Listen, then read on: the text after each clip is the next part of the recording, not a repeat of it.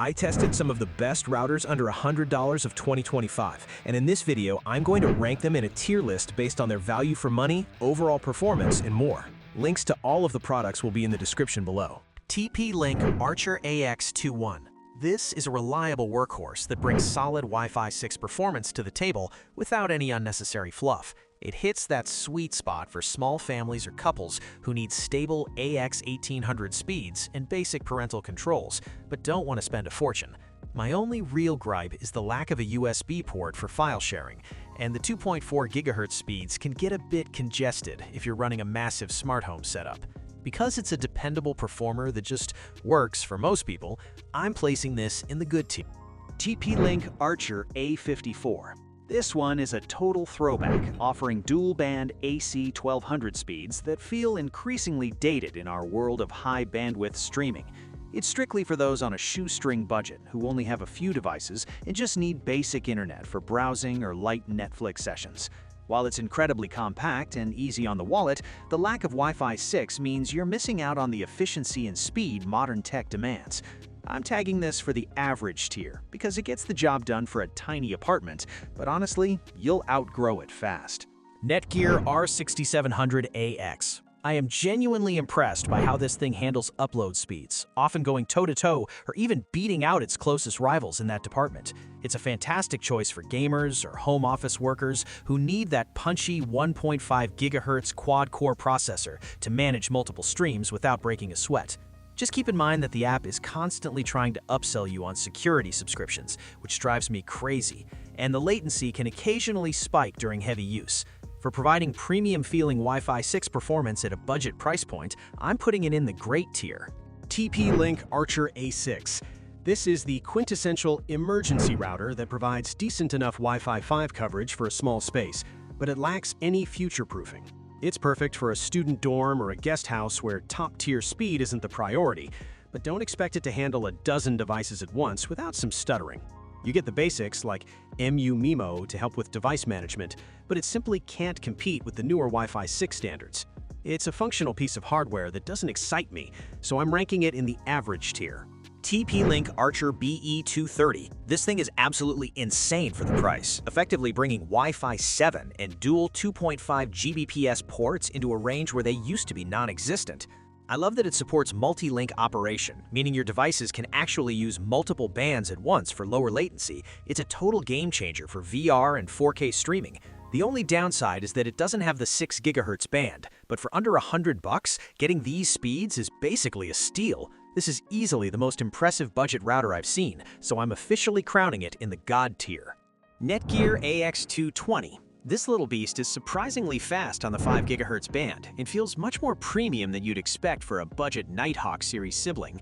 The setup is a total breeze with the app, though I'm not a fan of how they try to push those paid subscription services for security and parental controls. It's a solid choice for anyone who wants a reliable name brand and decent speeds and a compact design that doesn't look like an alien spaceship. For being such a consistent performer despite the annoying upsells, I'm sliding this into the good tier. TP-Link Archer AX10. I'm actually pretty impressed with how this entry-level Wi-Fi 6 unit performs for the price, giving you those snappy response times without breaking the bank. It's powered by a triple-core CPU, which keeps things stable, though I did notice the range isn't the best if you're trying to push signal through a lot of walls. It's perfect for a student or a small family who wants to jump into the Wi-Fi 6 world for gaming and streaming on a budget. Because it delivers exactly what it promises for a low cost, I'm placing it in the good tier. Now this is the powerhouse of the group, and seeing those 6 antennas should tell you everything you need to know about its massive 5400 Mbps speed potential. It handles congestion like a pro and provides way better coverage than the others, making it the clear choice for a busy home with a dozen smart devices and heavy gamers. It honestly feels like it belongs in a higher price bracket because of that insane 4804 Mbps 5 GHz band. I'm calling it right now. This is easily going into the great tier. TP-Link Archer A8. This one is a total throwback to the AC era, and while it's super affordable, it really feels like it's living in the past compared to the Wi-Fi 6 options on this list. It's a basic dual-band setup that handles 1300 megabits on the 5 GHz band, making it fine for someone who just needs to browse or stream on a couple of devices, but it starts to choke if you throw too many modern gadgets at it. You get MU-MIMO, which helps with multiple connections, but the lack of future-proofing means I really only recommend this for a small apartment or a very simple home setup. Honestly, with better tech being so cheap now, I'm putting this right in the average tier. Asus RT-1800S. I love the software on this one because you get so many features like VPN support and Alexa integration that you usually only find on much more expensive routers. The throughput is solid for 4K streaming and high-speed downloads, but keep in mind it lacks DFS support, so it might struggle a bit if you live in a super crowded apartment building with tons of other signals. It's the ultimate pick for the techie on a budget who wants to tinker with settings and needs an extendable iMesh-ready network. I'm definitely ranking this in the good tier.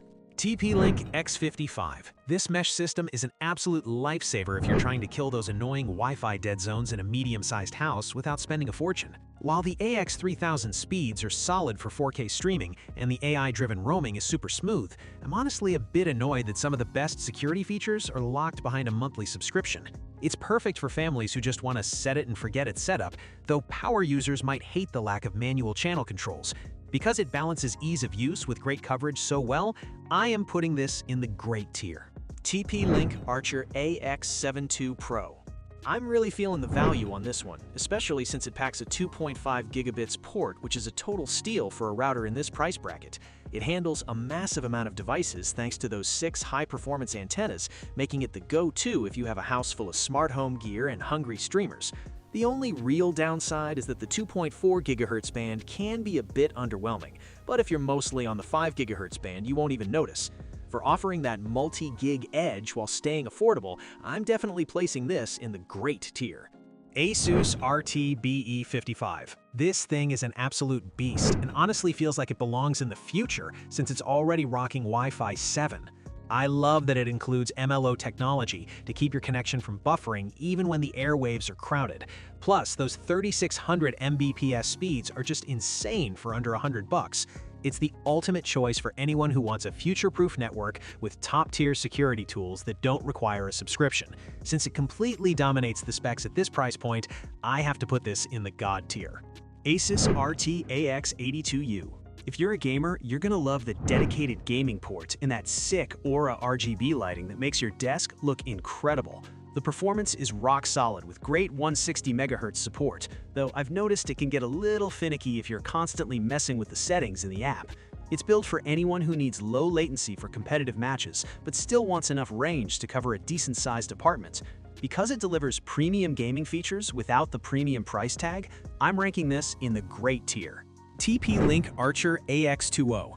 This is the textbook definition of a bang-for-your-buck router that surprisingly supports WPA3 and even works as a VPN server. It's definitely not a powerhouse, it only has 2 streams per band, so don't expect it to handle 20 people gaming at once, but for a small apartment, it's honestly all you need. I'm impressed by the long-range speeds for such a cheap unit, even if the parental controls are a bit basic.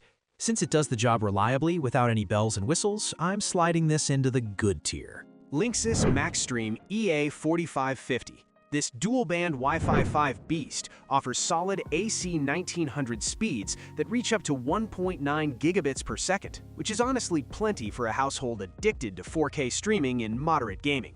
It uses MU-MIMO technology to handle more than 20 devices without breaking a sweat, making it a reliable workhorse for a busy family on a budget. While the range is decent thanks to those 3 external antennas, it lacks the cutting-edge Wi-Fi 6 features that power users crave nowadays. I'm putting this right in the average tier, because while it's dependable, it's definitely showing its age in 2026. GL.iNet GL-3000W. I am absolutely obsessed with how much power this tiny pocket-sized barrel AX router packs, especially since it brings full Wi-Fi 6 speeds up to 3000 megabits to your travel bag. It is a dream for security-conscious users because it comes with OpenVPN and WireGuard pre-installed, allowing you to stay protected on sketchy hotel networks with ease. The only real downside is it only has 2 Ethernet ports, so it's not exactly the best choice for a complex home wired setup. Because it's an absolute game changer for digital nomads, but a bit niche for a permanent home anchor, I'm placing it in the good tier. Linksys N900. This one takes me back, offering simultaneous dual-band N900 speeds, which were top tier years ago, but feel like a fossil in today's high-speed world. It features 450 megabits per second on both the 2.4 GHz and 5 GHz bands, which is okay for basic web browsing or checking emails, but it will absolutely choke if you try to push modern, high bitrate 4K content through it. I love the sleek design and the easy Cisco Connect setup, but the lack of 802.11 AC or AX support makes it impossible to recommend for anything beyond a guest network. I'm definitely sliding this into the average tier, since it's just too outdated for modern heavy usage. Netgear WNDR3700-100 NAS N600. I've always respected this ultimate networking machine for its legendary stability and the fact that it was one of the first to really nail simultaneous dual-band performance. It's got gigabit Ethernet ports, which are great for stable wired gaming, and the ReadyShare USB port is a nice touch for basic file sharing. However, with only 300 plus 300 Mbps speeds, it simply can't keep up with the gigabit fiber connections most of us are running these days. I have to be honest and put this in the average tier, because despite its heart of gold, its specs just don't cut it anymore. Netgear RS90. This router is a total sleeper hit because it actually brings Wi-Fi 7 technology to a much more affordable price point, delivering staggering speeds up to 3.6 gigabits per second. It's built for the future with a 2.5G WAN port and can handle up to 50 devices simultaneously, which is perfect if your home is filled with smart gadgets.